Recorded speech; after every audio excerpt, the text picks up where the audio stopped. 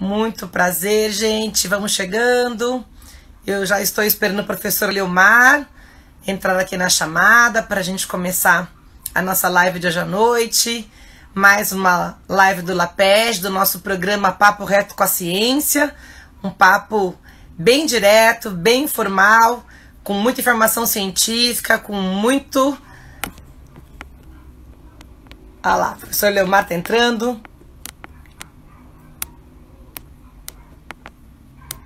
E eu vou convidá-lo para fazer parte da... E ele daqui a pouquinho já... Boa noite, professor Leomar, tudo bem? Boa noite. Um prazer conversar com vocês, para trocar as ideias, né? Oba! Conhecimento não lhe falta, né? Então, vamos aqui aproveitar um pouquinho dessa experiência toda da ginástica. Não sei, vamos ver.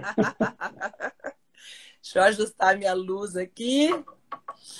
Bom, pessoal, então agora que o professor entrou, formalmente, boa noite. Meu nome é Helena de Toledo, sou professora da FCA Unicamp, do campus de Limeira, do curso de Ciências do Esporte, coordeno o LAPEG, o Laboratório de Pesquisas e Experiências em Ginástica, também na FCA Unicamp, e sou membro fundadora do Grupo de Pesquisa em Ginástica, o GPG, da FEF Unicamp, e unidade também do campus de Campinas, da Unicamp, da qual faço parte no programa de pós-graduação em Educação Física. Então, professor Leomar, Teste, muito obrigada por ter aceitado o nosso convite, né, que tem uma produção vasta aí na área da ginástica, uma pesquisa muito importante, histórica com a ginástica, sempre uma inspiração para nós, já com 2 pós-doutorados na Alemanha, um amante também da nossa ginástica. Então, por favor, seja muito bem-vindo, professor Leomar. Obrigado. Pois, então tenho que me apresentar também, né? Na verdade, estou aposentado desde 2017, depois de 40 anos. E esses últimos, vamos dizer assim, 15 anos, né, que eu me aventurei ao problema que eu tive desde do médio, né? Eu tive 2 professores bons de educação física e de história. Eu fiquei dividido entre história e educação física. Fui para educação física, mas com um probleminha mal resolvido. E aí eu fui fazer o mestrado em História na Unicinos, que é Estudo Ibero-Americano. Bom, depois a coisa desandou, né? Aí com o primeiro congresso que eu participei em Minas Gerais, que era aquele congresso de História da Educação Física, Sim. a gente já foi articulando com o professor Ademir Gebara para fazer o doutorado em Educação e fechou. Eu tive a felicidade de pegar um tema que, de uma forma, me incomodava. É bom, né? Tudo que é incômodo, a gente vai atrás. Né? Nos provoca, né? Tem que ser provocativo, ainda mais nessa área. Né? E a gente sabe que nunca tem uma palavra final, né? A história, a gente sempre termina o seu trabalho com 3 pontinhos. Exato. E, bom, a ideia inicial era trabalhar com toda a sociedade ginástica do Rio Grande do Sul. Como a gente tem que conversar com pessoas antes de fazer o trabalho, eu conversei com um diretor de uma escola de Santa Cruz do Sul, é o Colégio Mauá, que foi fundado em 1870. E aí a gente conversando, ele disse, olha, toda a sociedade ginástica, as orientações vinham da Sojipa. Muito bem, muito obrigado, até logo. Fui trabalhar só com a Sojipa, porque era dali que emanava as orientações sobre como trabalhar, etc, etc. E depois, no doutorado, eu continuei esse trabalho porque descobri que a educação física, eu vou chamar de educação física, né, mas que era a ginástica, ela era trabalhada nas escolas alemãs, tanto católicas como as protestantes. Uhum. Depois que a católica ela saiu, ela foi optar mais pelo regulamento número 7, né? Sim. E os luteranos não, eles continuaram porque tem uma coisa muito importante, né? Daí o conceito de Turner, né? A questão da germanidade, de preservar toda aquela cultura, mesmo que eles sabiam que não ia voltar mais para a Alemanha, mas eles procuravam voltar. Bom, se quisesse voltar em 20 anos, eles poderia ver que a Alemanha não era mais a mesma, né? Tanto que Sim. ela se unificou em 70, né? Mas os jesuítas, que era o braço mais forte dos jesuítas alemães, eles, no momento, estavam trabalhando com o Turner também e depois optaram por outra linha. E, bom, aí a coisa foi rolando, né? Daí a gente vai trabalhando com os gigantes até chegar na unha do pé, né? Então, cada vez mais afunilando, e o trabalho que eu falei para ti, eu consegui localizar, que era sobre Turner, né? Imagens de uma cultura, que Aham. são fotos, né? E aí a gente aprende a trabalhar com imagens, né? O que significa o ginasta posar na frente do aparelho? Tudo tem um significado, né? Que a gente tem que ir aprendendo ou Sem dúvida nenhuma. tentando entender. Por que dessa forma? E mas os agricultores, eles postavam de terno e de chinelo, de couro, na frente da sua propriedade. Então, mostrando, olha, eu estou aqui com minha família e eu tenho essa propriedade. Eu trabalhei para isso. Né? Então, sempre a fotografia ela tem vários aspectos que tem que se olhar com vários óculos. Né? Isso aí. Acho Exato. que eu expliquei um pouquinho. Toda fotografia, né, como o próprio nome diz, é um retrato, né? É uma imagem Isso aí. congelada de um tempo, de uma cena, de uma intenção, né? Sempre toda imagem tem uma intencionalidade por detrás, tem uma Isso. história, né? E tem muito mais sobre esse perfil não verbal a ser dito. Eu também tive o prazer Isso. de visitar o acervo do Sojipa, no meu pós-doutorado, e eu realmente fiquei encantada, porque o trabalho é muito Tem muitas imagens. profissional, o trabalho é muito bem organizado, e é, sem dúvida, uma das associações de ginástica específicas da área da ginástica mais antigas do Brasil. Né? Então, o acervo que nós temos ali é realmente encantador e merece cada vez mais a atenção, né, dos pesquisadores do Brasil, especialmente aqueles que são na área da história e da educação física, né? Porque a gente percebe que um pouco entrando no nosso tema, né, professor Leomar, a gente percebe o quanto esse acervo dos clubes no Brasil ainda é pouco consultado pelos pesquisadores, né? E nos fornece condições incríveis de entender muitas questões daquela sociedade, daquele momento histórico, não só aqueles de cunho esportivo, mas outras dimensões sociais também estão postas naquelas relações esportivas. Então, para nós, foi um grande prazer ter realizado essa pesquisa com esses acervos, né, dos clubes centenários de São Paulo. Nem todos eles, naquela época a gente teve que fazer uma seleção, até fizemos uma live, né, e eu, a professora Laura Schiavon, explicando esse grande projeto, né, financiado pela FAPESP, e que trouxe aí mais de 3.000 documentos, né, para nós nos acervos, com anuários, manuais, boletins, fotografias de eventos, de aulas, troféus, medalhas, enfim, uma série, né, de documentos incríveis que colaboraram muito para essa pesquisa que nós estamos apresentando agora no LAPEG em 2 meses, com lives separadamente o quanto e também cada se segunda perdeu, com um né? convidado. Ok. E o quanto se perdeu também desse material, né? Porque Sim. é o que está aqui, mas provavelmente o mais importante não se tem. Né? Quando eu falei para você o quanto é importante pegar o primeiro estatuto, ok? Mas onde é que está o primeiro estatuto? Exatamente. Ninguém sabe. Talvez na gaveta da casa de um ex-atleta, ou sei lá, né?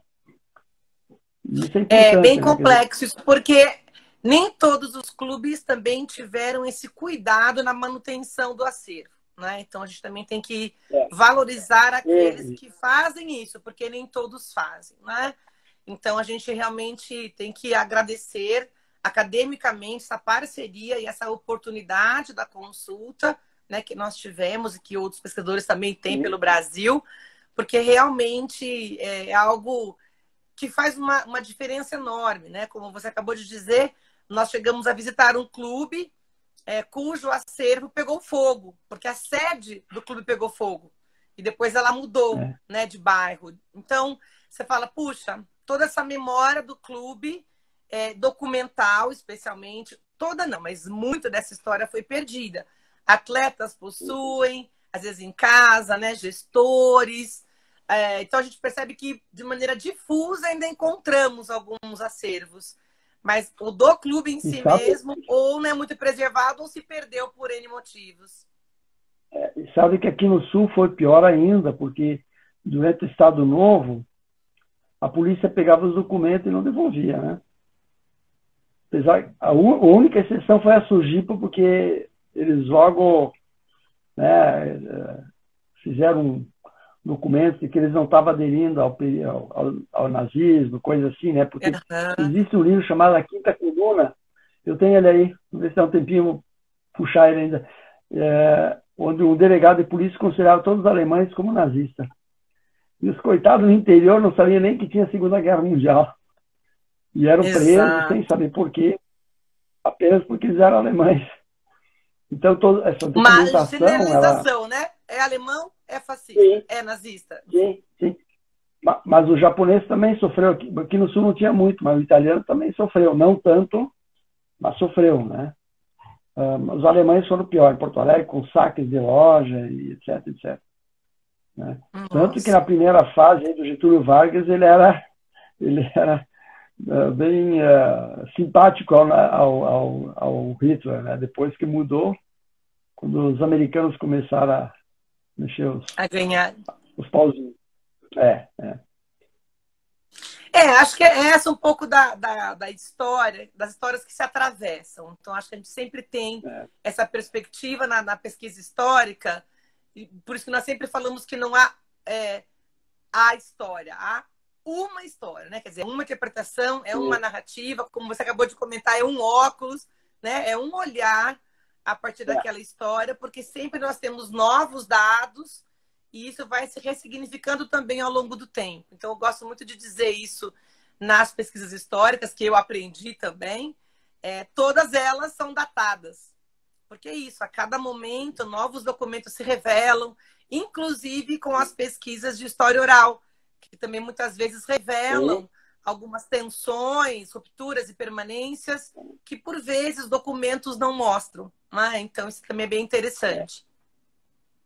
E nós chegamos um pouquinho atrasado com todo esse movimento dentro da educação física, porque a gente podia ter muito mais, tanto na história oral como documental, né? A gente chegou atrasado. Sim. E mesmo assim, você tem muita produção, né?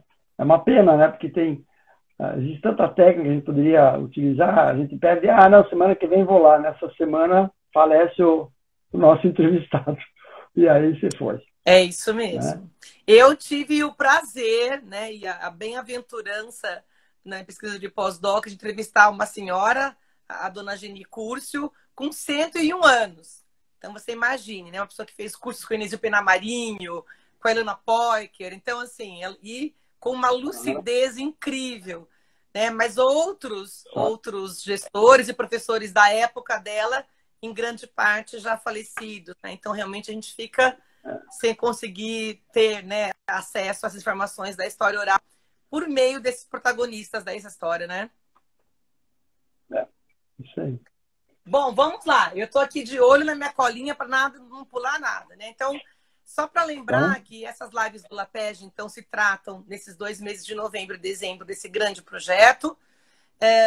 E também que nós temos olhares específicos para cada live. Então, o nosso olhar hoje é um olhar para 4 clubes paulistanos centenários, né? O Espéria, o Tietê, o Pinheiros, e temos aqui uma questão bem importante que nos chamou a atenção, o Clube Atlético Paulistano, que é um clube que é pouco mencionado, inclusive nas pesquisas históricas, e tem um acervo muito bem organizado e uma promoção enorme da ginástica no início do século XX, como nós vamos ver hoje.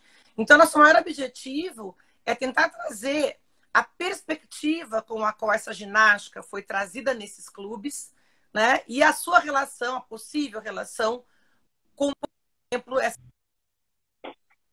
Queria agradecer mais pessoas que acabaram entrando na nossa live. Olá, professor.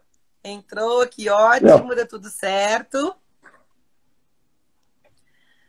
A foto, a imagem tá um pouquinho assim, falha um pouco de vez em quando, mas vamos lá, dá para ouvir e conversar bastante. Bom, então, como nós estávamos conversando, né, eu desenvolvi um pouquinho a temática, professor, enquanto o senhor estava entrando novamente, tá bom? Então, a gente foi desenvolvendo aqui alguns comentários e eu já vou passar aqui para perguntar a opinião do professor Leomar sobre esses estudos com a história dos clubes, não só com a ginástica, mas qual é a visão que ele tem como pesquisador acerca dessas pesquisas que se utilizam dos acervos dos clubes? Eu entendo que aqui se usa muito o termo clube, né? No interior se usa muito uma associação e ela tem uma conotação um pouquinho diferente, né? Por que clube? Agora estive pensando, clube é provavelmente que eles já começaram a ter contato com os ingleses, porque até então na Europa, até um período, não se utilizava esse termo, né? É diferente a utilização de uma outra utilização. Aí quando começa a entrar em contato com a Inglaterra, há uma mudança e também porque começa a ser utilizado os esportes coletivos. Né? Isso você vê, por exemplo, vou pegar a Sojipa como exemplo sempre, né? A Sojipa até um certo momento teve o futebol. Aí, por causa de uma briga, então eles encerraram e até hoje não existe. Mas existe o punhobol, que é característica alemã também. Alemão, europeia, né? Mais dos países germânicos. E o forte continua sendo a ginástica, né? Até o escotismo foi o primeiro a funcionar, teve funcionamento na Sojipa, né? Com quem? Com o próprio, não era um professor, mas era um técnico, né? Que era o Blach, e ele introduz o escotismo. E isso por fins dos anos 1800. Né? Aí ele chega no Rio Grande do Sul e o presidente manda ele de volta para a Alemanha para fazer um curso técnico para trabalhar com a ginástica. Então, o que se faz? Tudo que se trabalha na Sojipa tem uma questão cultural, de preservação. Enquanto que eu vejo aqui que em São Paulo, que é um pouquinho mais recente, teoricamente mais recente, ele já tem essa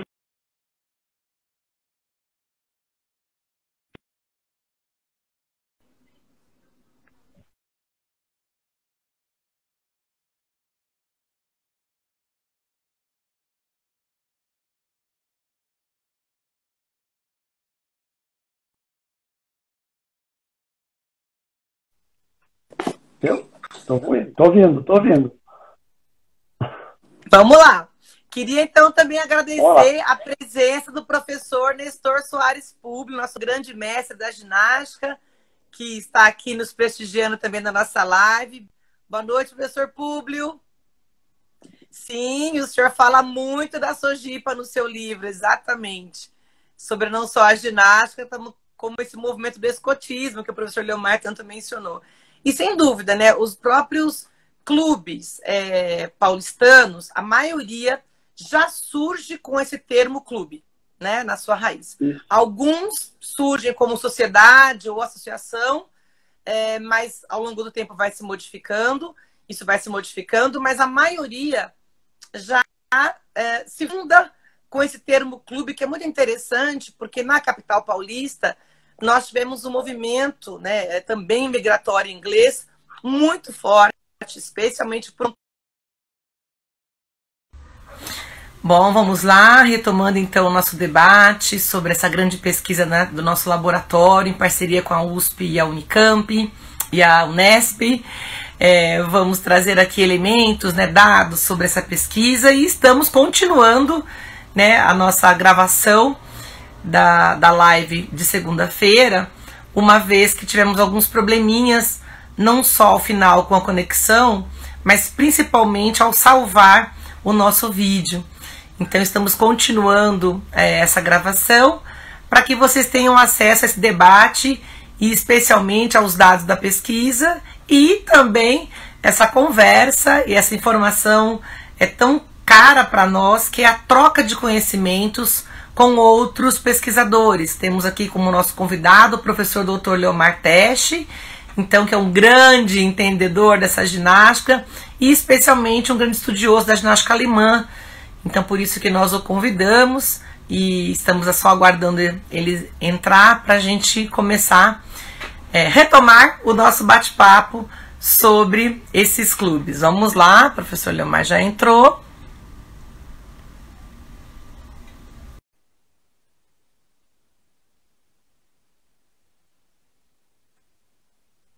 Muito bem. Olha lá, professor Leomar, vamos lá. Vamos ver se agora, né? Os deuses nos ajudam. Com certeza. A gente não vai perder, não, a esperança nunca. E a determinação, isso é uma coisa que a ginástica também nos ensinou, né? A determinação. Se existir na primeira queda, não vai adiante. Não, a ginástica também nos ensinou isso, viu? Professor, vamos continuar então nosso bate-papo sobre o Esporte Clube Pinheiros, esse grande clube, esse renomado clube que nós temos no Brasil, que se situa na capital paulista e que tem tido uma tradição no desenvolvimento da ginástica e também dos esportes, de maneira geral, tendo na sua fundação alguns esportes como o grande foco de atribuição, mas sem perder a ginástica como também um grande mote, uma grande motivação na consolidação deste clube. Então, a ginástica, embora não tenha sido o carro-chefe desde a fundação do clube, se constituiu ao longo de quase um século como uma prática muito sólida, muito desenvolvida nesse clube, inclusive chegando na segunda metade do século XX a ter um grande incentivo em sua desportivização. E até hoje o Clube Pinheiros ele é uma referência na ginástica artística, especialmente a feminina, mas também temos a masculina muito bem desenvolvida.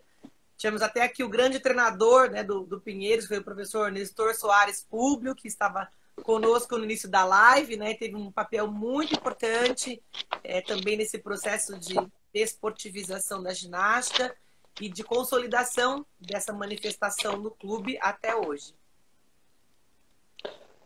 Eu estava mesmo pensando se interessante fazer um trabalho de acompanhar os conceitos desses clubes de ginástica ou de sociedade, porque o do Rio Grande do Sul teve uma motivação, com certeza de São Paulo, totalmente diferente. Por quê? Porque os Rio Grande do Sul, eles chegaram 24, então vamos dizer assim, uns 30 anos até se consolidar esse início de 1850 e pouco, e aí aparece os mercenários, que o governo brasileiro contrata. E esses 1.700 e algumas coisas, a grande maioria, intelectuais que já participaram da guerra contra a Dinamarca, maçons, quer dizer, e depois eu consegui detectar nessa guerra contra a Dinamarca que havia grupos de ginastas guerreando, lutando. A gente não tem muitos elementos, mas para conceituar, eu acho que não é muito difícil, E os de São Paulo, por causa das indústrias, também são pessoas de cultura, um pouquinho mais elevada, vamos dizer assim, se é que se pode dizer isso, mas talvez eles tenham um outro entendimento, numa outra fase. É isso que talvez a gente teria que começar a trabalhar. Eu não sei por onde começar, mas talvez fazer um quadro, são cenas diferentes do teatro, Sim. Então, cena 1, imigração, como aqui no Sul, então mais de agricultores. Cena 2, São Paulo, que são mais portados à indústria, tanto que tem as escolas fortes em São Paulo, que até hoje, Então, talvez ali que o de Campina teria que estudar, eu não tenho esse trabalho, por que eles... E é tão bonito deles lá, eu fiquei muito, olha assim, bem... É interessante o trabalho, da forma como eles representavam isso. Eu acho que a professora Cristiane Fiorin, quando fez seu mestrado sobre a sociedade alemã no final do século XIX, início do século XX, na cidade de Campinas, trouxe não só documentos muito interessantes, maravilhosos, inclusive, como também ela trabalhou com o método de história oral, então ela também teve a oralidade de algumas pessoas que fizeram parte dessa história, ou que seus pais fizeram parte dessa história. Então foi muito interessante realmente essa combinação, esse mosaico de fontes, para trazer o que você está dizendo, né? Imigrantes alemães. Havia muitos perfis de imigrantes, né? Alguns mais instruídos, outros menos, alguns mais do campo, outros mais urbanos, alguns de uma classe já média, outros de uma classe menos abastada. Então, esse perfil é muito diverso, isso com certeza influencia essas práticas, né? Embora se desejasse, como bem o seu livro mostra, né? Essa manutenção de uma cultura germânica, até o artigo da professora Evelise, muito bom também, no Journal of History of Sport, é bem interessante, porque vai mostrando como essas sociedades querem, de algum modo, manter a cultura germânica no Brasil. E um dos alicerces dessa cultura germânica é a prática da ginástica, né? Dessa prática maior, dentro dessa prática maior da cultura física, como nós comentamos no comecinho da live, uma dessas práticas muito alicerçadas é a ginástica. Então, sim, a gente vê consonâncias e também diferenças, justamente porque esses perfis, esses grupos também foram distintos. Uma ótima observação que você fez. E a preservação desses costumes era uma necessidade. Vou dar um exemplo. Hoje é moda, festival de chopp, etc, etc.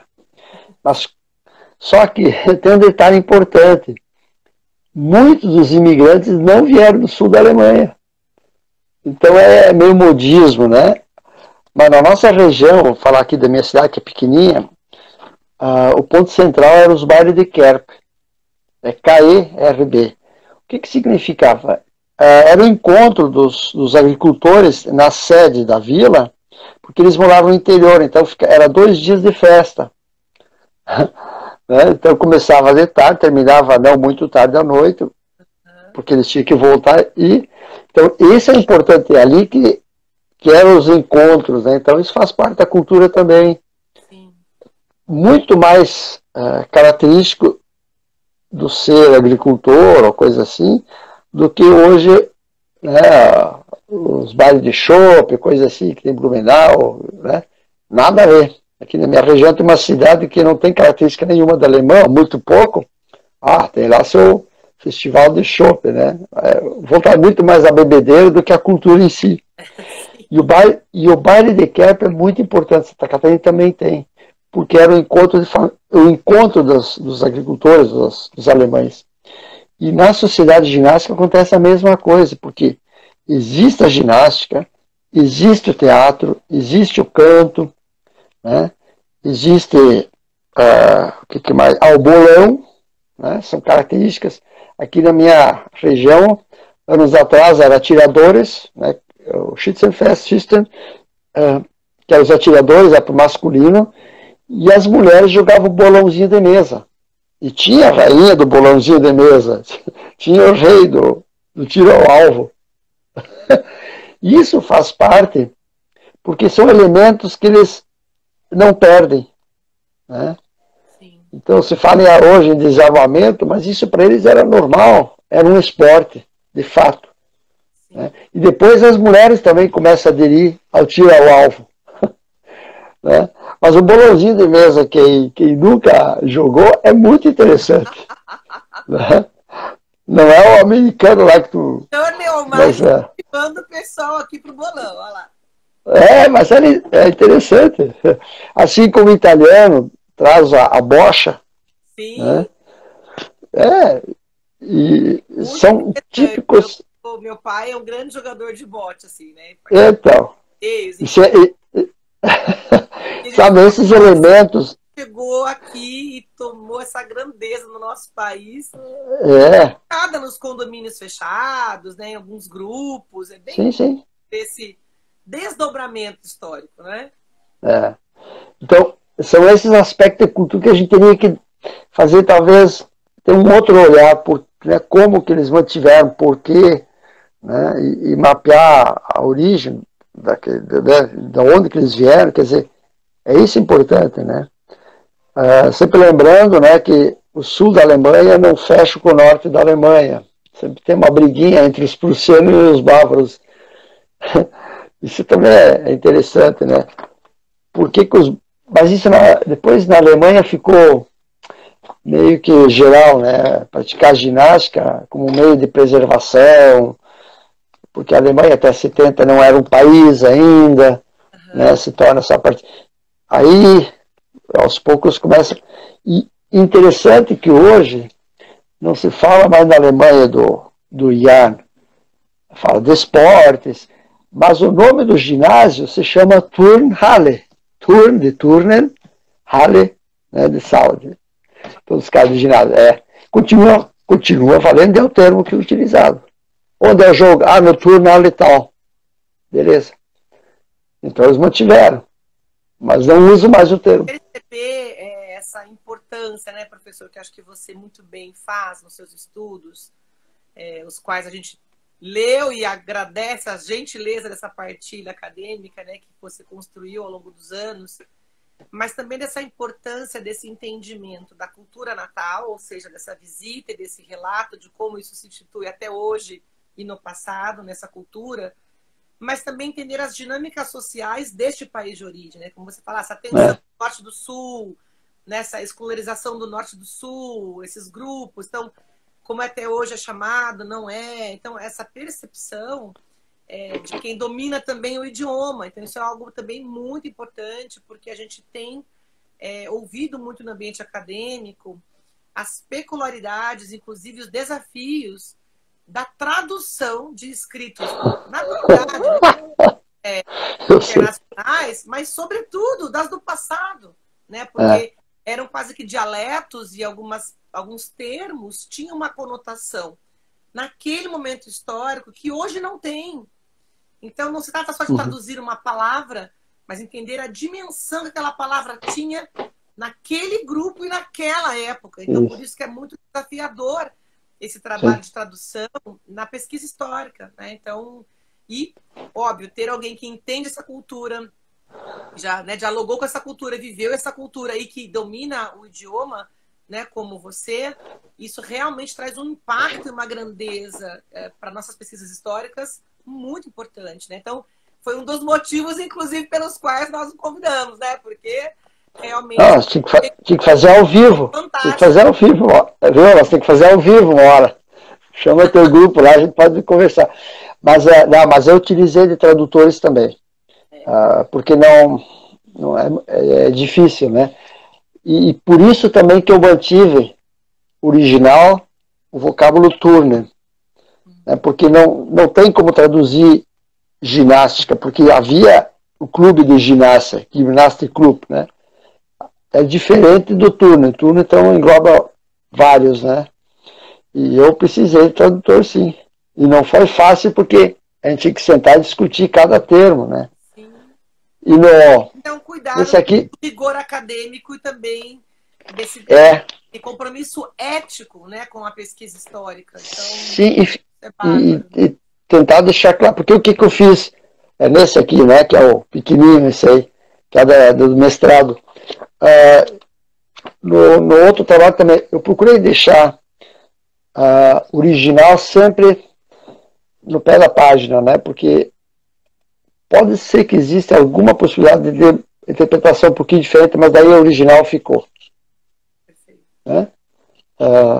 É bom porque a gente não faz a coisa certa 100%, né? Oriento, né? Tem alguns orientandos meus aqui que estão online, né, do LAPEG, e isso mesmo, a gente sempre orienta, olha, independente se o trabalho ser histórico ou não, sempre que você colocar, né, uma citação literal em outro idioma, você pode traduzi-lo. Mas na nota de rodapé você coloca a versão original, né? Quer dizer, isso. Feito justamente acadêmico e também essa humildade, né, em dizer, olha, pode ser que eu não tenha traduzido exatamente, né, da o autor quis dizer. Então, coloco aqui a fala do próprio autor no idioma dele. Então, isso é muito importante mesmo. Esse é o lado bonito da história, né? Que a gente, que eu falei outro dia, né? A gente tem que terminar sempre com 3 pontinhos. Porque você descobre tanta coisa bonita, ou redescobre, porque tem uma ideia do que está acontecendo, mas daí alguém te faz um questionamento, ele fica viajando umas 2, 3 semanas, puxa vida, mas será que é isso mesmo? Esse é o lado que eu... esse é o lado bonito, né? Por isso que eu acho que ninguém tem essa chance de dizer, não, é assim, né? Assim que é o correto. Não sei. Vamos ver, né? Talvez o dia que você faz, né, fez o doutorado, bom, tentou tudo, promoveu, fez a problemática, apresentou, tirou a sua nota, beleza, ganhou o diploma. Aí, quando vem um mês depois, aparece um documento que esculhambou tudo. Que não é nada disso. E aí, José? Ou a gente mesmo, né? Depois de alguns anos, eu escrevi isso, eu já não penso mais assim. Sim. Sim. Mas eu acho que esse é o lado bonito, né? Porque não é uma matemática, né? E tem tanta coisa para a gente descobrir. Dinamismo, olha, vida, ela se refunciona, se ressignifica o tempo todo, né? E a gente também, como seres históricos, também. A gente também vai se redimensionando ao viver. Isso é muito eu ficava feliz quando eu... Foi.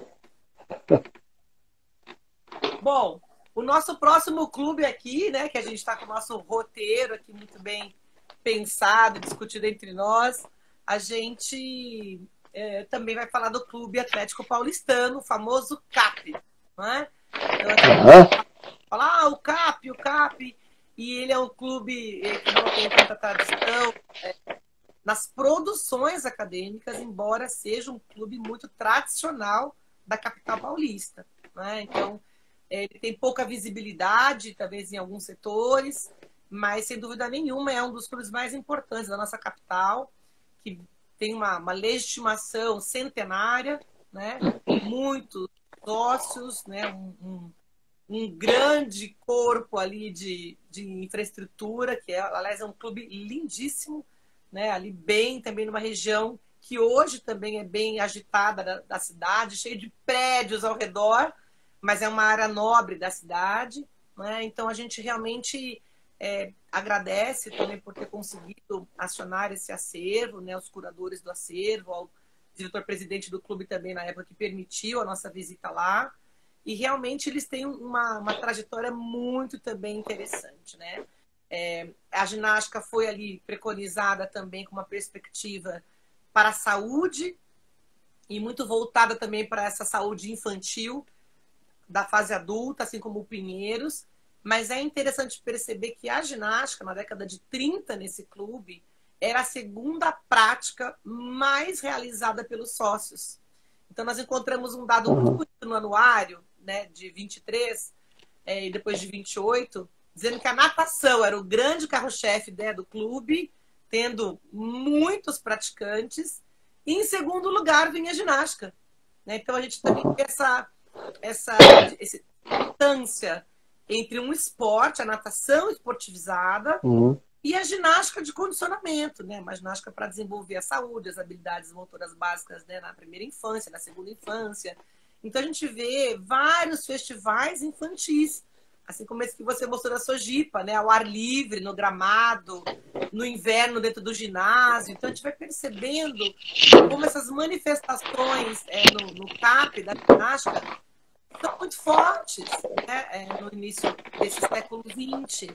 Então a gente também percebe como há algumas falas dizendo, olha, a ginástica também ela é ótima para preparar o corpo do atleta. Então, nós temos alguns discursos nesse clube voltados também para essa perspectiva de entender essa ginástica como um condicionamento físico, mas voltada justamente para condicionar outros atletas de outros esportes, né? Eles tinham lá o boxe, a natação, esgrima, tinham os esportes coletivos, então também eram muito desenvolvidos. O CAP teve, no início do século, um grande sucesso no futebol, né? Era um dos clubes mais importantes do Brasil que praticava futebol.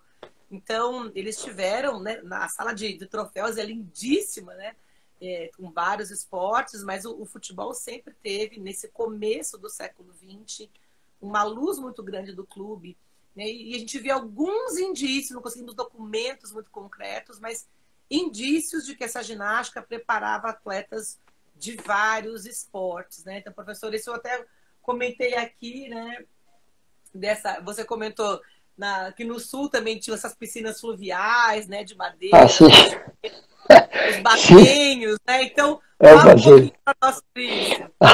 Sim, é interessante. O basenho foi a primeira piscina fluvial. Quem conhece Porto Alegre fica ao lado hoje é da rodoviária, né? Fica no Rio, na verdade é um lago do Guaíba. E o basenho era de madeira. E para poder utilizar o basenho, bom, então era feito uma triagem, mais ou menos uma triagem, né? Quem não sabia nadar tinha que usar a indumentária, né? De uma forma, né? De uma cor. Quem sabia nadar mais ou menos, ou até 50 metros, utilizava outra cor. E quem sabia nadar bem, utilizava outra cor, né? Só que essa piscina pegou fogo. Era de madeira, era fluvial, mas pegou fogo. Então, eu não tenho agora comigo aqui a imagem do prédio, mas pegou fogo. Eu acho que é para conseguir apagar logo, porque deve estar na Guaíba, né? Mas é interessante, né? Mas isso me faz lembrar, quando eu era pequeno, a gente ia tomar banho nos rios aqui da região, e para os pequeninos tinha uma espécie de um chiqueirinho, com o piso, com as madeiras e tudo. As crianças entravam lá, fechavam o portãozinho. É que imerso, na verdade. É, isso aí. Quer dizer, nada de novo, né? Quer dizer, também veio de lá a segurança para as crianças, né? Não tinha roupa indumentária, mas tinha o deck. Tinha uma estrutura pensada para isso. Isso, né? Isso aí. Você falou do festival, né? Centenários também. Vou falar depois, né, do Clube Tietê e do Espírito Proeminente. Nós temos provas de natação e de remo no Rio Tietê. Né? Sim, tá. Isso também consegui alguns documentos na Sojipa. Só sobre o festival, olha aqui, ó. Isso é lá na Sojipa. Ah, que lindo. Dá para ler? Dá sim, dá sim. Esse é onde é que é a pista de atletismo hoje, né? E tem mais gente assistindo que praticando. Como sempre. Como sempre. Não mudou muito, não. Mas eu acho que assim, o CAP, ele mostra, né? Enquanto o Pinheiros ele mostra uma tendência à desportivização, depois do século XX, o CAP se mantém alimentando e promovendo a ginástica com esse foco do condicionamento físico, né? Então isso, e até mesmo com uma preocupação um pouco estética, né? Mas o condicionamento físico era muito visado, e nós vemos também claramente a influência desse movimento higienista, né? No começo do século XX, nos clubes, por meio da ginástica, especialmente como algumas matérias do jornalzinho interno do clube falam sobre a ginástica, que faz bem à saúde da infância, né? E evita as doenças, né? Aprimora o corpo. Então, essa linguagem que é usada, né, nesses documentos que nós, né, tivemos acesso, isso é muito claro. Então, como que a matéria incentiva que mais pais coloquem suas crianças na ginástica, né? Como isso é importante. O ar livre, fazer a ginástica ao ar livre, né? As apresentações, então tinham demonstrações também de ginástica no clube, como esses festivais, né? Que temos até hoje vários clubes pelo Brasil, os festivais de ginástica.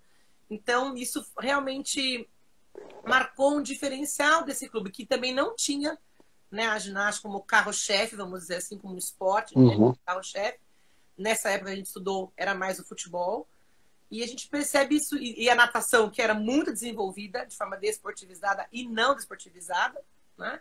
Mas o futebol também é de carro-chefe. Então a gente vê que a ginástica, embora ali tímida nesse sentido de não ser o carro-chefe, sempre foi, nas mudanças das diretorias do clube, pensada como uma prática ali inabalável, como uma prática muito importante para ser promovida e incentivada no clube. Então, a gente vê, por exemplo, nos relatórios anuais da diretoria, mais um ginásio de ginástica foi reformado, ou foi ampliado. Então a gente vê esse investimento, inclusive financeiro, no clube, de melhorar e ampliar e trazer novas instalações de ginástica para o clube.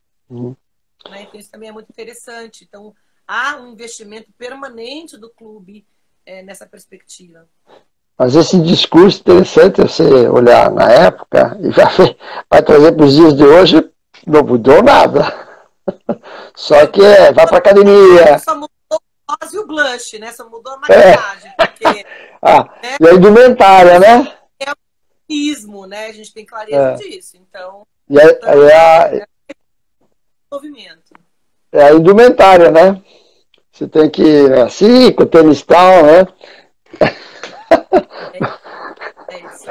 É incrível. Os discursos... Ó, eu vou mostrar uma coisa que é interessante aqui que eu descobri. Isso aqui numa escola. Você deixaria seu filho participar utilizar esse aparelho aí, não? É um pórtico, né? Isso é loucura. E nem tudo para colchão embaixo, né? Isso nem é pensado na época, imagina. Não, o colchão tinha de clima de cavalo. Eu tenho umas imagens. Pórticos na escola da Polícia Militar de São Paulo, que foi o tema da nossa live passada, né? E foi muito interessante perceber, a gente fala, meu Deus, não tem nada embaixo. Era um chão de terra batida e eles tinham atividades sobre e sob os pórticos. Né? Você fala, puxa vida, olha como esse debate, né? Então, olha o indumentário das meninas aí, ó. É muito interessante. E sabe que nessas imagens, eu tenho aqui do turma do masculino, se fizer uma análise, a grande maioria está com lordose. Claro, porque, né? Não sei como é que conseguiu sobreviver aí com dores, né? Mas agora não tem aqui, não estou achando, mas é bem interessante, né? Uma postura e alinhamento e lordose. E as meninas... Oi? Tem um problema de saúde sério, né? A gente sabe que... Sim. Né? Essa aqui pode ver. Ó, pode olhar a postura aí. Olha esse aqui, né? Mas é interessante que esse mesmo comportamento nós vimos também na escola militar do estado de São Paulo. Porque essas posturas, né, dos militares muito ereta, muito correta, que a ginástica também estava analisada. Mas todas as imagens com a postura invertida do corpo, parada de cabeça, parada de mãos, posturas acrobáticas, com a inversão do corpo, quase todas, né, com o corpo selado, como a gente fala na ginástica, ou seja, com essa região né, da lordose ali, bem acentuada. Né? Então, é interessante também identificar como essas práticas foram também sendo revisitadas e influenciadas por um movimento da esportivização. Né? Quando o atleta fica nessa postura, ele é despontuado.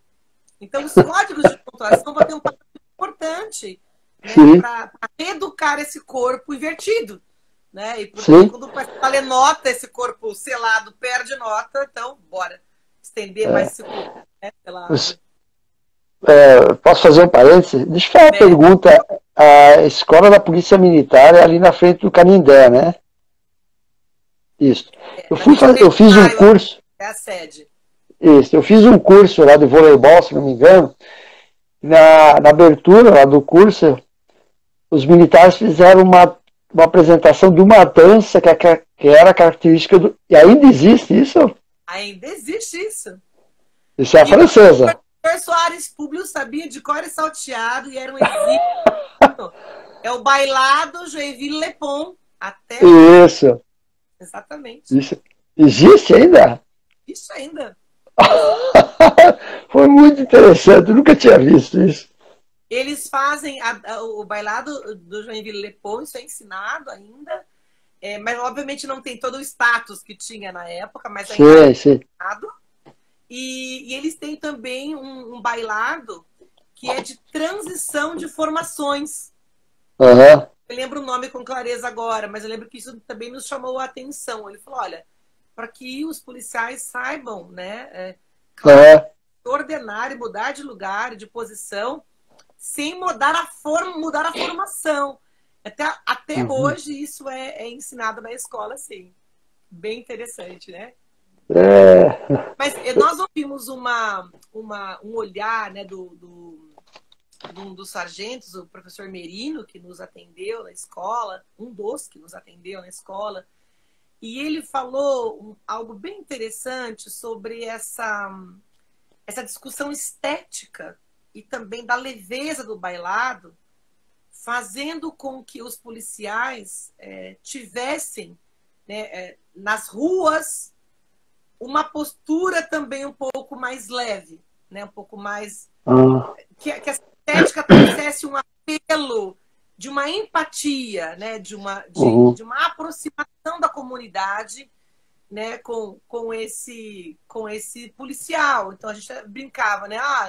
Não é mais o Bedel e não é mais o Leão de Chácara, né? Quer dizer, aquele mais grosseiro, né, que estava nas ruas. Então, ele falou, olha, o bailado, quando ele entrou, né, como uma prática realmente mais incisiva na escola, ele tinha essa conotação, né, de um gesto mais suave, de um gesto mais estético, e com elementos de força, porque o bailado, se você assiste a coreografia do bailado Joinville Lepon, gente, precisa ter um condicionamento para fazer aquela coreografia, que é incrível, porque tem muitos agachamentos, muitos chutes de perna, saltitamentos, então você vê que tem um vigor físico ali envolvido muito grande, né? Então, é isso, essa mistura, né, dessa força com alguma gestualidade um pouco mais sutil, né, mais estética. Então, essa fala nos marcou bastante do Pois é, tinha que divulgar mais, né, para quem não conhece, porque é interessante.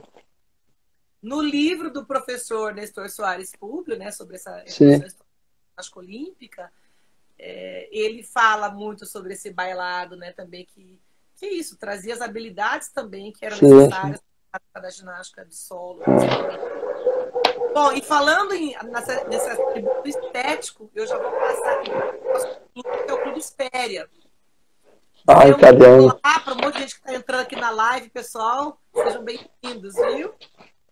Uma turma boa aqui do SESC, de outras universidades, do próprio LAPEG, do GPT, do Camp. Bom, o Clube Espéria, né, um clube que tem uma tradição nessa imigração italiana, né? Então é um clube que realmente no estado, na capital paulista tem né, sempre a gente fala, é o Clube dos Italianos, né? A gente informalmente fala isso, e realmente o Espéria teve essa fundação por imigrantes italianos e que optaram por introduzir, né, no clube a ginástica sueca. Então, a ginástica mais, vamos dizer, praticada no clube foi a ginástica sueca. Então, isso foi uma das motivações desse clube. E é interessante perceber a distinção também para os outros clubes, porque essa ginástica sueca foi muito pensada para o público adulto. As crianças também faziam, mas o público adulto, né, nas matérias que nós tivemos acesso, né, no acervo de revistas, até mesmo de matérias jornalísticas, algumas matérias do clube iam para os jornais da cidade, né, da capital paulista. Então, a gente também teve acesso a essas matérias e há um grande chamamento e um enaltecimento dos praticantes adultos da ginástica sueca e com maior olhar para as mulheres. Nós também tínhamos a prática masculina, então temos algumas fotografias dos homens com camisa, calça branca e bastões na mão fazendo a ginástica sueca.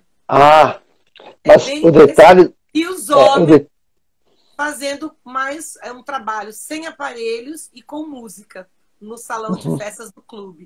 Então nós temos várias matérias mostrando isso. Essa questão do bastão é o seguinte, se utilizava o bastão como aparelho, porque os outros aparelhos eram muito pesados. Então se utilizava algo leve para fazer a demonstração. Que bárbaro. Esse que era por isso que um dos motivos, por isso que das meninas que eu mostrei antes na imagem, elas estavam com bastões, né?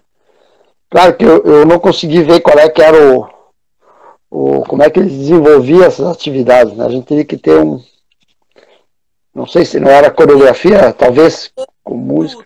Para identificar isso, realmente. Quando eu apresentei essas imagens do Clube Espéria no Congresso Internacional de História do Esporte, que foi do ISHPS, foi bem interessante, porque nós tínhamos ali na sala pessoas, né, da Europa Central, outros pesquisadores da Alemanha, da França, da Itália, e eles comentaram isso, falaram, olha, parece que a gente está vendo imagens da ginástica sueca aqui na Europa, né, como era muito similar.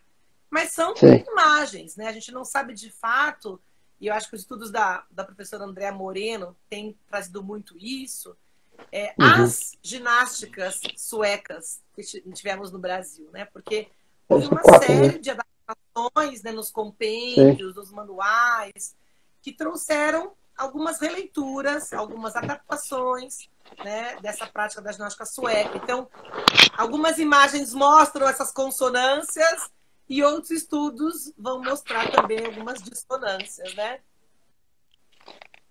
Ó, 1895. Vira um pouquinho mais a imagem, assim, olha, mais retinha. Isso. Que interessante, professor.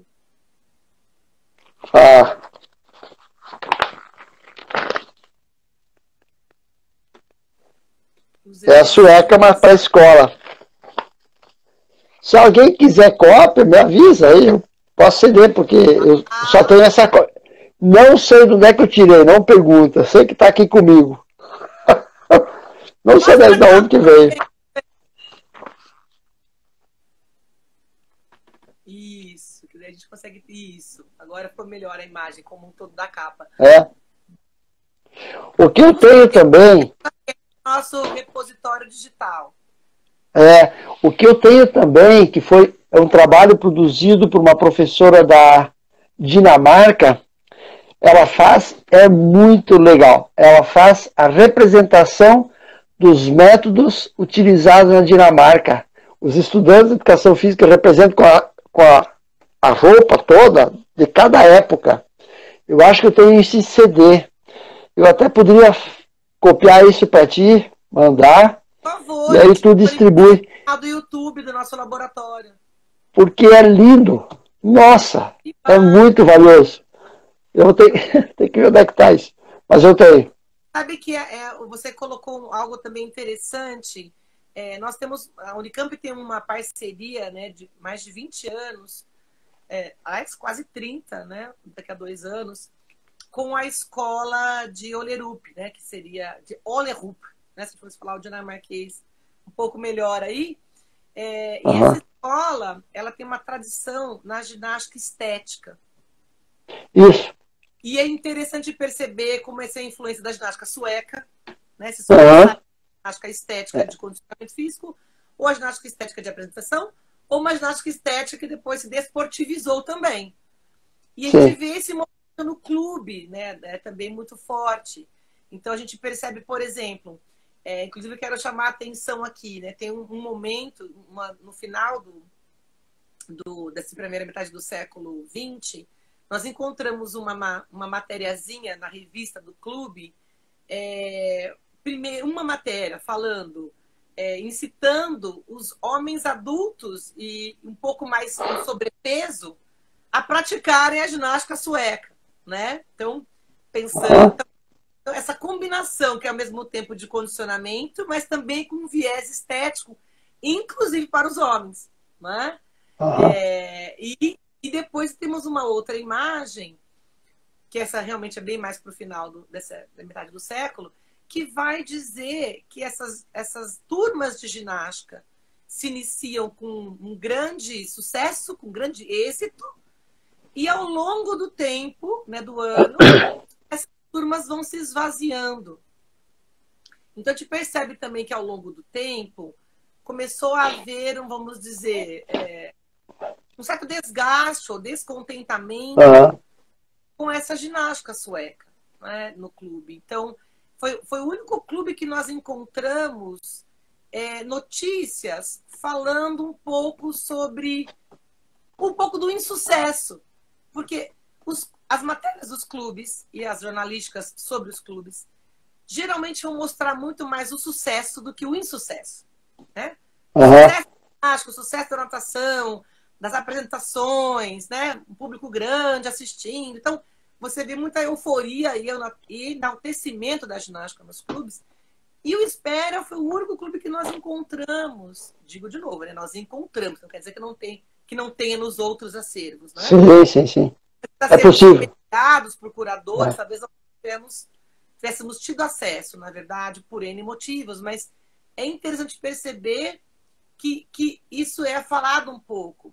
E é interessante perceber que esse insucesso acaba também fazendo com que esse movimento da ginástica sueca, pelas mulheres, que ficou muito forte, fortalecesse a prática da ginástica rítmica desportiva, a antiga GRD.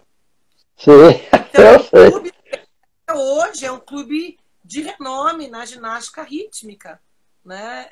Então, isso aí, perceber que esse movimento também vai, como no Pinheiros, vai trazendo contornos para uma prática desportivizada da ginástica.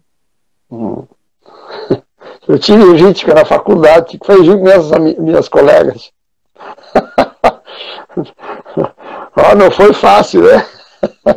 Mas foi bom. Que bom que foi uma boa experiência, né? Sim, pior que a gente teve que fazer um trabalho final, uma apresentação para o público. Ai, meu Deus do céu. Aí, essa foi a pior parte. E olha, nós fazemos isso nas faculdades até hoje, né? Muitas universidades, curso de educação física, têm os festivais de ginástica no final do semestre e no final do ano. Então, a Unicamp faz também 30 anos um festival que acontece de ginástica. Mas não a rítmica, a ginástica rítmica os homens, né? Exato. GPT, ginástica rítmica, ginástica artística, tem várias ginásticas ali apresentadas. E acho que isso mudou bastante também, né? Isso é algo sim. Né, que eu vejo. Hoje, se a gente pensar que os cursos de educação física eram divididos, né, nas práticas masculinas e femininas, eu lembro dos relatos escritos do professor Boaventura, que foi docente da UF, né? Sim. Então, o professor tem um manual, enfim, a gente está trabalhando com o acervo dele, com o acervo lindíssimo. E foi também o tema de mestrado, né, do professor Luiz Fernando de Costa Lourdes. Recomendo aqui a leitura. Ele fez o mestrado sobre o professor Boaventura na PUC São Paulo. E nos escritos dele, ele vai dizer isso, né, que é na USP. Ele só coordenava as turmas masculinas, né, as turmas femininas, para outra professora que dava mais a rítmica. E a ginástica. Isso aí.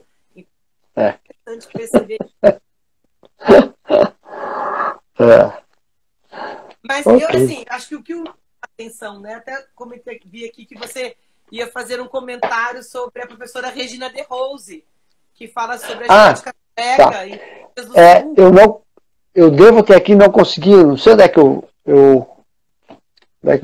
está o trabalho dela, mas a professora Regina De Rose, a esposa do Dr. De Rose, né? Ela faz um trabalho sobre os clubes em Caxias do Sul. Então, só que eu tenho que localizar. Eu olhei lá, não achei, mas eu tenho. Não, mas é importante saber que outros professores dessas regiões também estão trabalhando com os acervos clubes. E eu acho que deve ter no acervo da URCS em Porto Alegre, da Educação Física. Porque ela fez o mestrado, se não me engano, lá. Então deve estar disponível por lá. Se por acaso eu encontrar, eu te dou retorno. Por favor. E até por isso, né, professor? Às vezes a gente acha, no Sul, né, por essa forte colonização, não teve a ginástica sueca. Teve sim. Né, teve sim. Então, é importante a gente redimensionar isso, né? Que essa imigração... Aquilo que tu falou outro dia, que as escolas católicas alemãs, até o momento, elas faziam a ginástica do Jan. ok? Mas depois, em certo momento, elas começam a deixar de lado e vão para a ginástica sueca, inclusive os militares dando as aulas, né? Sim. É bem Isso é um negócio. interessante. Até vi aqui um comentário, né? Sobre a ginástica sueca no Pedro II, que o senhor comentou também que. Ah, sim. Né, o Pedro II, agora só um momentinho, vou pegar o livro, que está aqui embaixo. O Pedro II tem um documento muito importante, mas quem quer trabalhar está aqui com todo o conteúdo das aulas, é muito importante. E eles, mesmo que for, eu tenho marcado aqui, vamos ver se eu acho aqui. Olha a coisa. Eles falam que é a ginástica francesa, mas se você dá uma olhadinha, a sessão de educação física compreende devoluções, flexionamento, uma das aplicações por família dos jogos. Sessões dos grandes jogos, nada a ver com a ginástica francesa, que foi determinada a partir de 29, se não me engano. Então eles mantêm uma outra ginástica cedo, uma escola, acho que é federal, né? Acho que o Colégio Pedro II é federal. Então, e é interessante perceber isso, né? Que no ambiente escolar, a gente também vê isso claramente em alguns colégios aqui de São Paulo. O professor Edivaldo Góes fez um estudo também bem interessante de alguns colégios do estado de São Paulo, identificando isso, né? Quer dizer, quando a normativa federal era o regulamento 7, por exemplo, né, do método francês de ginástica, algumas escolas não adotaram, né? Mantiveram-se, por exemplo, a ginástica sueca, a ginástica alemã. Então foi bem interessante. Ele falou, olha, né, como isso é hoje no Brasil, nós temos, né, tivemos os PCNs, temos hoje a BNCC, né, que são documentos, de algum modo, que orientam os currículos escolares em todo o Brasil, mas a gente sabe que esse dia a dia escolar realmente tem uma série de outras influências, né, do professor, do diretor, da cultura local, daquele bairro, daquele município, daquele estado. Então, a gente sabe que não é porque a normativa, de algum modo, federal orienta, né, tal prática, que, de fato, ela é exercida nas escolas, né? Sim. Se fazia uma coisa, se registrava outra. Pronto. E aqueles Era colégios assim, né? faciosos até registravam que não realmente estavam fazendo o que a normativa federal dizia. Então, a gente já teve acesso a um documento que falava, porque nós temos a certeza, né, que a ginástica sueca é uma ginástica diversa por ter o olhar do comportamento, o olhar estético, o olhar educacional, o olhar médico. Então a gente percebe que há uma argumentação, inclusive do colégio, do que se manter algum tipo de ginástica e não outro que estava sendo orientado, né? Bom, gente, por fim, temos o Clube Tietê. O Clube Tietê foi um clube que nós não conseguimos um acervo muito bom, né, em relação à ginástica, por N motivos, é óbvio, né? A gente conversou muito com um dos professores que atuou, né, como treinador de ginástica artística no clube. Por quê? Porque esse é um clube que já fechou, né, um clube que já se encerrou na década passada, e o seu acervo memorístico foi basicamente dispersado em alguns centros de cultura, em alguns centros públicos, e também foi aí, de algum modo, guardado, cuidado pelos seus treinadores ou por alguns gestores. Então, a gente percebe uma pena, né? Um clube também centenário da cidade, que tem um papel muito importante para desenvolver o esporte na cidade. Né? O Tietê participava de várias competições, de vários esportes. Tinha como carro-chefe também o remo, né? Então era um clube que tinha o remo, a prática do remo muito forte, assim como o Espéria. E ambos, né? Aliás, era um na frente do outro, e os dois colados ali no Rio Tietê. Os dois clubes tinham, inclusive, acesso direto ao rio, né, para passar as embarcações. Tinham platôs, decks que já davam na margem do rio. Então, essas imagens são muito bonitas quando a gente investiga, né, e vem sempre tem o foco de estudo não, mas esse acervo tem sido usado também pelo grupo de pesquisa da professora Carmen Lúcia Soares, da Unicamp. Então, a gente percebe o quanto esses dois clubes tinham o remo como carro-chefe, mas outros esportes também eram desenvolvidos no clube. E o clube até tem uma particularidade, né? Que ele teve uma transição também de gestão que nem sempre valorizou esse cuidado com o acervo memorístico do clube. Então, mesmo quando o clube se encerrou, muito do acervo já foi prejudicado. Tivemos também, por exemplo, uma visita ao clube Ipiranga, que teve um incêndio na sua sede, né, e destruiu praticamente todo o acervo memorístico do clube. Então, a gente tem casos assim, muito diversos, né, desse cuidado com os acervos, e por vezes um cuidado mais imprevistos como esse, né, como um incêndio que acabou destruindo o acervo. Agora, muito importante, nós não temos muitos registros sobre a prática da ginástica nesse início do século XX. Temos mais da metade para frente. Mas Porto Alegre também existia o clube de remo, tanto por causa dos rios, né? Mas eu ia dizer que a lógica, talvez, do clube de regatas foi o seguinte: enquanto o rio permitiu, o clube existiu. Quando o rio já não oferecia condições, o clube fechou. É interessante a gente perceber, até comentei isso no momento que eu estava fazendo a consulta ao acervo do Espéria. Não sei se. Bom, a gente não conhece muito bem os motivos pelos quais, né? Sabemos de algumas coisas que não são muito oficiais, outras são oficiais, mas enfim. O que eu acho que vale a pena mencionar é que, como a gestão do clube, ao longo dos anos, sem essa leitura do carro-chefe do remo, né, foi redimensionando, porque isso também aconteceu com o Espéria e aconteceu também com o Clube Corinthians, né?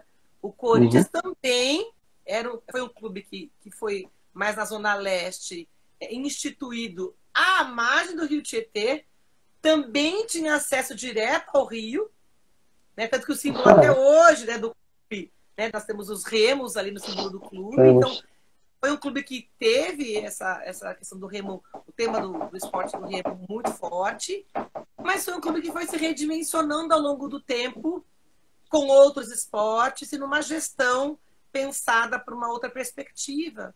Então, tanto o Corinthians como o Espéria mostram o quanto a gestão, né, do clube foi também se redimensionando ao longo do tempo, ao não ter mais o remo como carro-chefe. Por exemplo, o Corinthians, que eu também visitei o acervo, não nessa pesquisa, visitei depois, mas o Corinthians teve uma particularidade muito interessante, porque eles mantiveram fortemente essa equipe de remo, e o remo como algo forte no clube. Eles treinam na raia olímpica da USP, então eles treinam até hoje, e eles fabricam também, inclusive, embarcações até hoje. Então, e a origem portuguesa? Manter o remo como um esporte realmente, né, importante no clube. Né? É um clube de origem? Não teve toda essa força. Qual é a origem do clube, do Corinthians? Português? O Corinthians, ele tem uma origem muito proletária, né? O grupo fundador do Corinthians é um grupo realmente de trabalhadores. Então, nós temos um alfaiate, nós temos trabalhadores de fábricas. Então, é um perfil bem mais diverso. Não tem uma identificação de algum país de origem, não? De identificação, não tem. É bem. Inclusive, nós vamos fazer uma live semana que vem, na segunda-feira, com a professora Evelise, sobre esse tema da influência das imigrações nos clubes paulistanos, né? E também interessante. Isso é muito forte, como o Clube Corinthians, por exemplo. Interessante. Fecha bem com Deus. Né? Bom, professor, acho que é isso, né? Fechamos aqui a nossa análise dos 4 clubes, estamos também com o nosso tempo aqui já bem avançado. E, enfim, acho que de análise geral, né, desses 4 clubes, fica para nós uma clareza sobre esses motivos, né? Sim. As motivações que levaram as ginásticas a serem desenvolvidas nesses clubes, primeiro com o viés mais da saúde, ou da estética, do condicionamento físico, né? Como esses clubes foram incentivando essas práticas, continuando para o condicionamento, ou mais para a ginástica artística, ou mais para a ginástica rítmica, né? Práticas mais competitivas. Então, a gente vê que ao longo do século houve diferentes desdobramentos dessas ginásticas nesses clubes também, né? Então, isso é um panorama que eu vejo também na Sojipa. Eu também, no meu pós-doc, visitei o acervo da Sojipa e o clube como um todo, né? Então, eu falei, eu quero conhecer as instalações. E aí você viu como as lutas, como o judô foi bem desenvolvido, outros esportes coletivos foram bem desenvolvidos. Então, a gente vê Punho-bol. O punho-bol é muito desenvolvido. A França do punho-bol, né, que se mantém. Punho-bol Sojipa. Se mantém no clube. Mas no Rio Grande do Sul, o punho-bol é na Sociedade de Ginástica de Novo Hamburgo, que já foi campeão mundial de clubes, né, a Sojipa. E eu acho que depois tem Santa Catarina, se não me engano, Blumenau também é uma equipe. Mas talvez a mais forte é a briga entre Sojipa e a Sociedade de Ginástica de Novo Hamburgo. São muito fortes, né? E para quem, eu até sugiro, quem nunca tenta jogar, é muito bom. É excelente. É melhor que o voleibol. Mas o meu mais hoje, o bolão e o punho-bol. Punho-bol é muito bom. Que eu jogo? Bolão eu gosto de jogar, mas não com o original, porque aí é muito pesado, aí tem que jogar boliche melhor. Mas o punho-bol é gostoso, porque é feito no gramado, é na grama. Muito bom. É 50 metros de cada lado, né? Aí você pode se virar. Eu até estava vendo de quantas práticas, né? Passaram por esses clubes e outros não, enfim. É óbvio que toda essa gestão dos clubes tem uma relação direta com as tendências na área da ginástica. Por exemplo, os clubes hoje possuem grandes áreas, né, de fitness, né, voltados para o isso. Então, é lógico que esses clubes acompanham as tendências, mas também tem uma relação direta com os gestores, né, com as diretorias desses clubes, com os pedidos dos sócios, né, que ao longo do tempo também foram se modificando no seu perfil, né? Porque a gente sabe que muitos clubes vendem também os seus títulos, então vai mudando a característica, né, desses associados nos clubes. Eu trabalhei, né, em 3 clubes diferentes na minha carreira, então eu também identifiquei isso muito bem, esse movimento, né, da mudança do perfil dos títulos, dos titulares, né, e da venda dos títulos, e desse choque também, né? Entre a tradição desses que vão passando os títulos de geração em geração, né? Dentro dos clubes, nesse descompasso que também é salutar, né? Com esses novos titulares, né? Dos novos sócios dos clubes. Então, acho que também a gente tem que entender que há um dinamismo dessa experiência dos clubes que vai para além, né, de um desejo primeiro, ou de um mote primeiro de fundação do clube, né, ou dessa força dessa imigração do clube. Então, a gente entende que as experiências esportivas, né, e de maneira geral, da atividade física no clube, do lazer, são permeadas por uma série de demandas que também advêm dos associados. Por exemplo, quando eu visitei o Clube Corinthians, eles têm o maior parque aquático clubístico da América Latina. Então, veja, é muito maior que os parques aquáticos do Brasil. Né? Então, veja, então é isso. Mas por quê? Porque isso foi um desejo dos clubes, dos sócios, desculpa. Né? Então, ele falou, nós atendemos aqui. Então, a gente continua com o futebol, sendo um grande incentivo aqui né, no clube.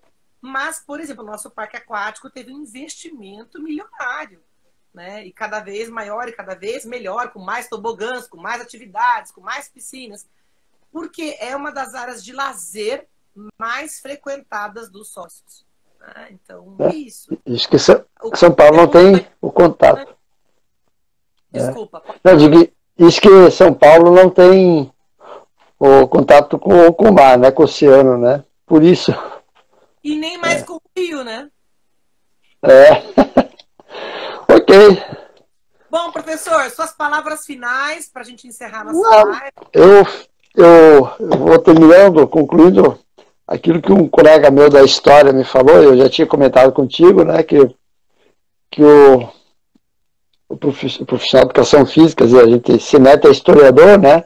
Nós fizemos a função de escavar a mina e achar as pedras preciosas. E o historiador, que é nato, ele vai analisar tudo aquilo que a gente levanta e acha lá dentro daquela mina, né? Eu acho que é mais ou menos isso, né? E eu acho também importante a sua colocação, né? Porque a gente assiste hoje também na nossa área uma transição dessas áreas da história da educação física. Então, digo até para mim, né? A formação inicial em educação física, o mestrado em educação física e fui fazer doutorado na história, né? Então, esse trânsito e o contrário verdadeiro, né? Historiadores fazendo pós-graduação em educação física para estudar a história do esporte. E cada vez mais trabalhos na nossa área interdisciplinares, ou seja, trazendo, né, a autoria e coautoria de historiadores e educadores trabalhando juntos, né, das suas expertises para analisar a documentação e o acervo histórico. Então, isso eu vejo algo já presente e que, sem dúvida, ao meu ver, é uma tendência. Né? Acho que isso tende a se desenvolver mais mundial, inclusive, não só no Brasil, né? É gratificante. Ok. Então, pessoal, muito obrigada pela audiência aqui, pelos comentários, né, que tivemos. Tivemos também, no final da nossa live, na antiga gravação, o prestígio, né, e a presença de professores muito importantes para a área da ginástica, da história da ginástica, a professora Carolina Jubé, por exemplo, esteve conosco, o professor Marco Bortoleto, a professora Michele Cabinato, a professora Michele Oliveira, Paula Silva, então, uma série de professores renomados na área da ginástica, né, membros de laboratórios como o Giminusp, né, que estuda ginástica, também do LAPEG, do GPG. Então, a gente tem tido professores de escola assistindo também nossas lives, tiveram professores universitários. Então, queria agradecer, né, todos eles, elas, pela presença, pelo prestígio, e lembrar que essa live fica gravada. Então, ela está no nosso IGVT, no nosso Instagram, e também ela fica gravada de maneira editada no nosso canal do YouTube do LAPEG. E segunda-feira... eu também quero agradecer, né? Pela oportunidade. Diga, professor, por favor. Não, eu digo, eu quero agradecer a oportunidade também de... Imagina. Quem sabe, contribuir um pouquinho. Ok, daí o material o que eu tiver aí em caminho para você distribuir aí. Então, pessoal, obrigado. Quinta-feira estamos de novo juntos. Professor, uma honra mais uma vez tê-lo conosco. Igualmente. 40 anos aí de docência, de estudo da ginástica, né? Nesse cuidado, nesse rigor acadêmico-científico incrível, invejável, exemplar. Então, agora eu fiquei vermelho. Agora fiquei vermelhinho aí. Não é tanto. Merece, elogios merecidos. Tchau. Merecidos. Obrigado. Tchau, pessoal. Um abraço. E Rafaela, vou só fazer seu telefone, filha.